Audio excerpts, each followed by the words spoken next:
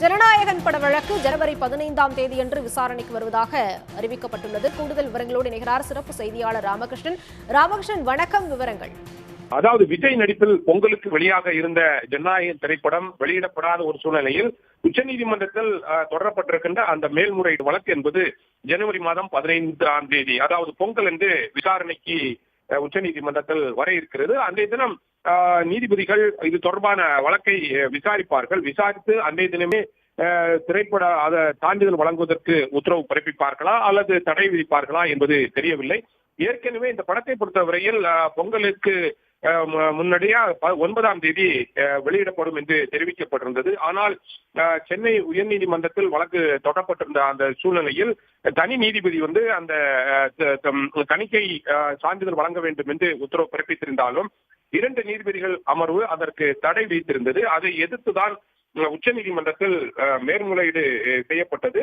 இந்த மனு என்பது இதுவரை விசாரணைக்கு வர இல்லாத ஒரு சூழ்நிலையில் இன்று காலையில் உச்சநீதிமன்ற தலைமை நீதிபதி முன்பு இந்த வழக்கை விரைந்து விசாரணைக்கு எடுத்துக் கொள்ளப்பட வேண்டும் என்று கோரிக்கை வைப்பதாக இருந்தது. ஆனால் 15ஆம் தேதி அன்று இந்த வழக்கினுடைய விசாரணை உச்சநீதிமன்றத்தில் வரும் என்று தெரிவிக்கப்பட்டிருக்கிறது. ஆனால் எந்த நீதிபதி முன்பு இந்த வழக்கினுடைய விசாரணை நடைபெறும் என்று தெரிவிக்கப்படவில்லை. நாளை பிற்பகல் எந்த நீதிபதி முன்பு இந்த வழக்கு விசாரணைக்கு எடுத்துக் கொள்ளப்படும் என்று தெரிவிக்கப்படும்.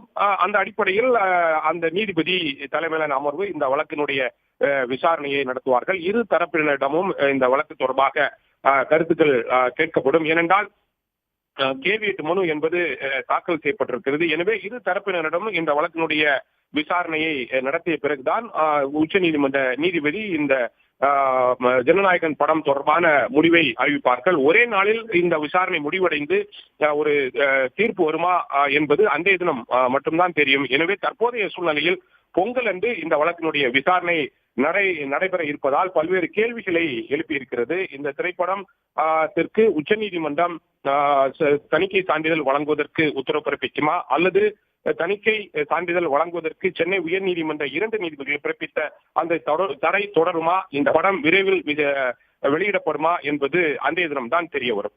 உடனுக்குடன் செய்திகளை தெரிந்து கொள்ள சன் நியூஸ் பெல் ஐகானை கிளிக் பண்ணுங்க.